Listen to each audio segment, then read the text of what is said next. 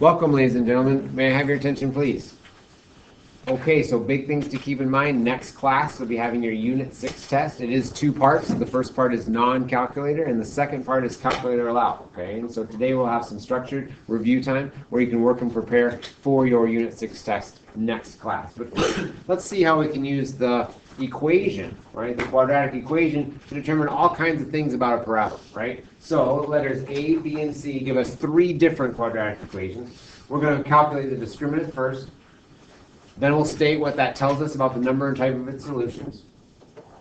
We'll tell whether or not the graph opens up or opens down. So if we have a right side up parabola or an upside down parabola, and state the vertex as a point x comma y. The y-intercept we can get easily from the quadratic equation without any calculations. And lastly, you could graph it in your y equals menu, and you could see how your graph, right, supports or refutes our findings. So let's go ahead and take a look at the first part. We gave you a little table to help organize. If we calculate the discriminant, remember that's that special quantity, that b squared minus 4ac, the number inside the radical, that will tell us about the number and type of solution. So if we were to calculate b squared minus 4ac, for that first equation, we'll simply evaluate b squared minus 4 times a times c, except for equation A, we'll go ahead and plug in the values of b would be 8, minus 4 times a would be 2, times c is 11, and we'll go ahead and work that out. So it looks like it'll be 64 minus 88, so I'm getting negative 24, negative 24. Raise your hand if you have negative 24 for the discriminant in equation A. Great. So if the discriminant is negative, that means the number inside the square root is negative, right? So what does that tell us about the type of solution? So what kind of solutions are we going to be dealing with here? Andrew?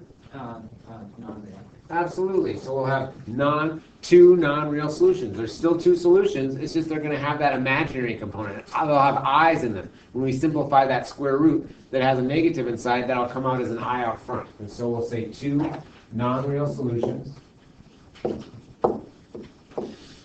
Two non-real solutions.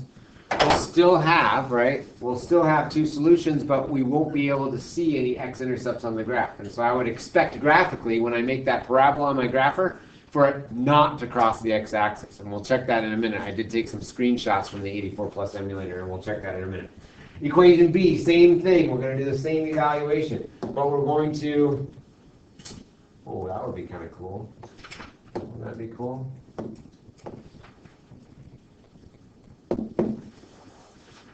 Oh, that would be really cool.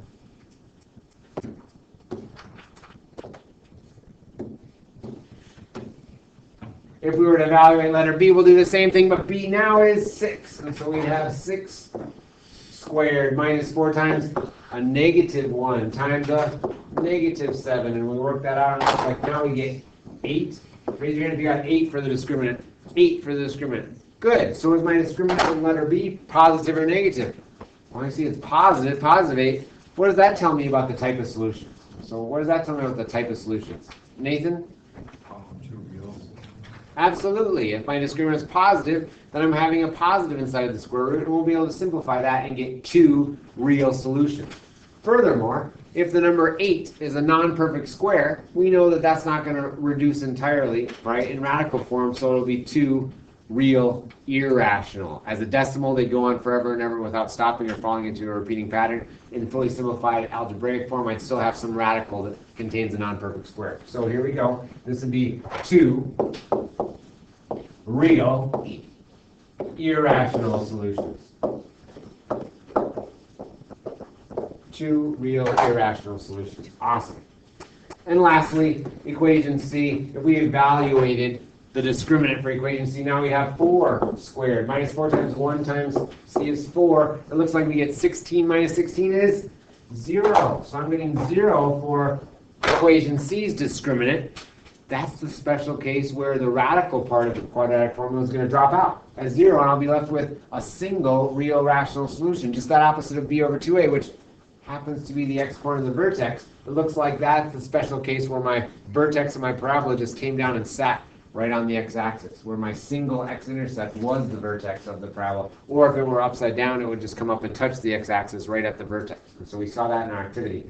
That would be a case where we have one real rational solution. Awesome. What questions do you guys have about the discriminant? The discriminant. All right, we'll go ahead and verify that graphically in a minute, but first, let's go ahead and consider parabolas opening up versus opening down. So I want you to think about what in that equation, A, B, and C, tells you if the parabola is going to open up or open down. How can you tell? Kenzie? It's positive or negative.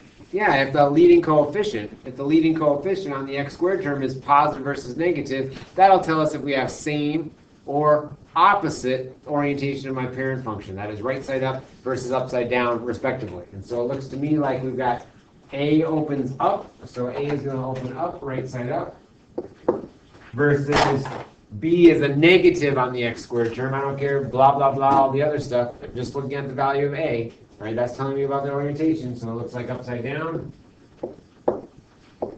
And letter C, positive again, so opens up. Good. Thank you. The y-intercept we get for free. Recall the y-intercept, if as long as we're in, standard form, the value of y when x equals 0 is always the y-intercept. If we're in standard form, those x terms will drop off, and you'll be left with just the value of C, that constant term. So my y-intercept from letter A is going to be 0, 11. Letter B, 0, -7. Equation C, 0, 4. Awesome.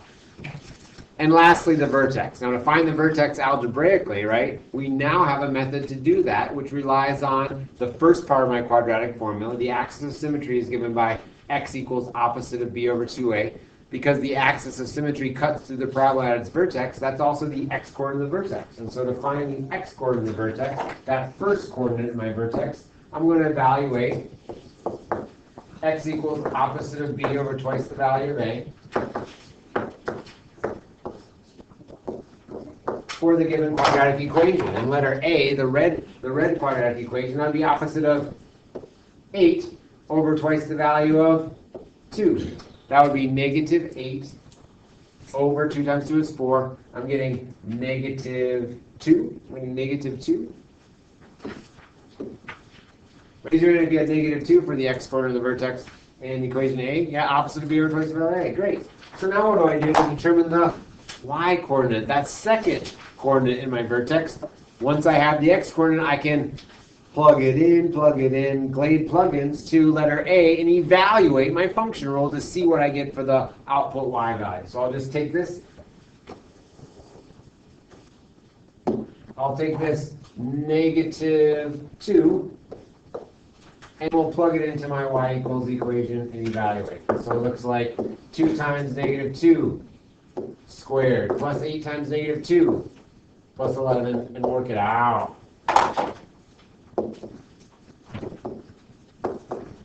When we do that, we get the corresponding output y value. It looks like -2 squared is 4 times 2 is 8. 8 minus 16 is -8. Plus 11 is 3. So I'm getting -2, 3 is my vertex. And raise your hand if you got the same thing. So -2, 3, -2, 3. Great. Let's go ahead and do the same things now for letter B. Letter B, vertex. X-coordinate is opposite of b over twice the value of a. Now it would be opposite of 6 is -6. Over 2 times -1 is -2. -6 over -2 is getting +3. So I'm getting a +3 for the x-coordinate of my vertex in letter B. Now we'll evaluate the function at x equals 3 and see what we get for the y-coordinate, my second coordinate of the vertex. Let's go ahead and do that. 3 squared is 9 times the negative is -9. Plus 18 is 9, minus 7 is 2. So I'm getting 3, 2 for the vertex of equation B. Raise your hand if you had that. 3, 2, 3, 2. Good job. And we'll check that in a minute with the graph. And lastly, we already, well, without giving too much away, opposite of b over 2a, right? Opposite of b over 2a for letter C gives me -4 over twice the value of 1 is 2, so I'm getting -4 over 2 is -2, is that right? -2. So negative 2 is the x-coordinate of the vertex. Let's watch what happens when we evaluate and find the y-coordinate of the vertex. When I plug in negative 2 into my equation, I get negative 2 quantity squared is 4.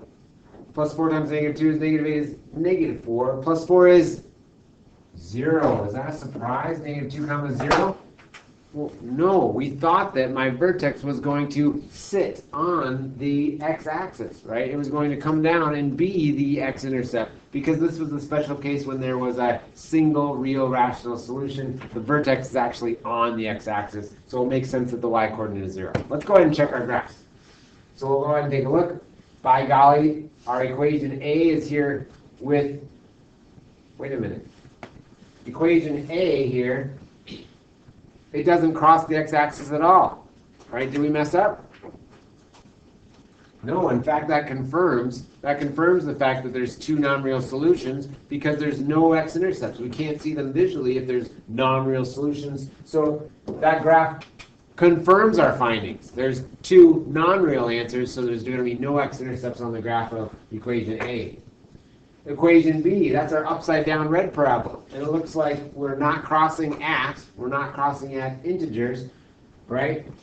That's good news because we said there'd be irrational, so irrational numbers are not integers. Just by looking at the graph, they could, of course, could be fractions. They could be rational, but we saw that we had an 8 as the value of the discriminant, so we know that there'll be irrational solutions. It is upside down, so we're right there. And then letter C, lastly, that looks like the black parabola, where the vertex comes down and sits right on the x-axis. That's awesome. So I would say that the graph confirms our findings in each case. We can also see the y-intercept values there, and so we did that well. And lastly, how does the steepness of graph A, as a follow-up question, how does the steepness of graph A and graph C compare? Can we use numbers? Can we use numbers in our description? Well, certainly. They're both right side up. They're both right side up. It's just that graph A had a value of A that was 2. That means my vertical stretch factor is 2. The arms are going to be twice as tall, right, for a given step out from the vertex. The y-coordinates are going to grow twice as quickly versus the 1x squared that we see in letter C. And so we could say graph A is twice as tall as graph B. And so how does the steepness of A and C compare these numbers in your description? We'd say, I'll say parabola A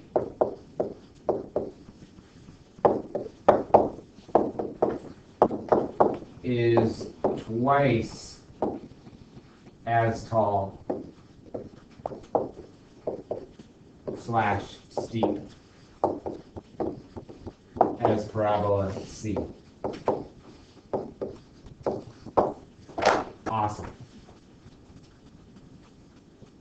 What questions do you guys have about our Bellwork today? That was a great Bellwork because it put together a lot of the pieces that we developed the second half of the unit, right? We had the discriminant there telling us about the number and type of our solutions. We had the y-intercept, right? We said we found the vertex algebraically. Now we don't just have to use second calculate maximum or second calculate minimum on the graphing calculator. We can do this on non-calculator portion now. Right? By finding the x-coordinate x equals opposite of b over 2a and plugging into my function rule, I can get the corresponding y-coordinate. So that's pretty sweet. All right, let's go ahead and take a look at our solving equations efficiently worksheet number 3. That is your assignment number 9. So at this time, please make sure your name is on top.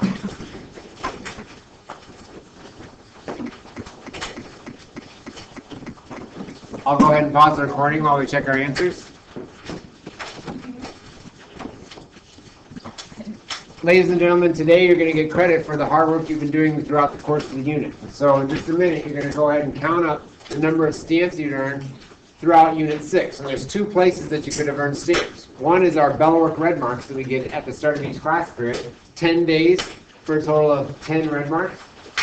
The second place we can earn stamps is our activities. And so we had 2 different activities. We had our 610 discriminant activity where we had stamps at B8, C8, and D8 for a total of 3.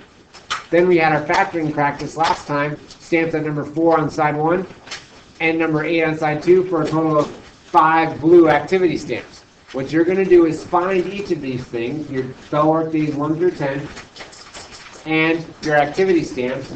You're going to find each of these and then add them together for a single total number. If you have 12 total marks, blue or red, you get a 12. If you had all 10 Bellwork days, but you didn't do your factoring practice, then you get a 13. If you did all 5 activity stamps but missed one Bellwork day, then you get a 14, and so on and so forth. You're going to get a single number and then write that down either on your review assignment at the top or on today's note page. And I'm going to come around, I'm going to conference with you individually and get your stamp check total for Unit 6. Okay? I'm going to put this back up in just a minute, but I want to outline your review assignment first, and then you'll have a chance to look for all your stamps. So please listen carefully. Today's review assignment is going to give you an opportunity to tailor your preparation based on your individual strengths and weaknesses. So everybody's going to do these exercises on top from the self-test. Everybody's going to do these. We picked out the ones that most closely match the test. However, when you get to the chapter review exercises, beginning on page 446, now you're going to purposely select at least 2 from each objective. I would certainly do more, but at least 2 from each objective, except for objective G, which we didn't do this year. You're going to choose those problems that you need to practice. So don't pick the easiest ones. Don't pick the ones that you already know how to do. Pick the ones that you need to practice on. In this way, you can tailor your review to your own strengths and weaknesses. Altogether, it'll be out of 41. And I would strongly encourage you to do more. I want you to look through all of them before picking the ones that you're going to do. I would encourage you to do more, but it'll be out of 41 for everybody, and that's what we'll be checking next time. We included a slide that had the test topics, and so if you look at your note sheet, you can see all the different things you'll be assessed on. You can use this as you work and look through your notes. Day 1 through day 10, you can go back and find examples of each of these. You can go back and look at your graded homework and see practice problems that match each of these things. So you've got that as a disposal too. You've got the recordings that have been uploaded in Moodle. You've got the workshop, the Advanced Algebra Workshop Moodle, where there's additional resources as well. And then we've got the answer keys, which I'll go ahead and post on the rear whiteboard, so during your work you can go and check your answers as well, and I'll put those on the back. So what we'll go ahead and do now is I'll put it back on the stamp slide, and if everybody would count up their stamps first, write it down on their review assignment paper where you're going to do the problems, or on your note sheet for day 10, and I'll come around and get those from you when I individually conference. I'll stop the recording and upload it to Moodle, and then you can begin your check.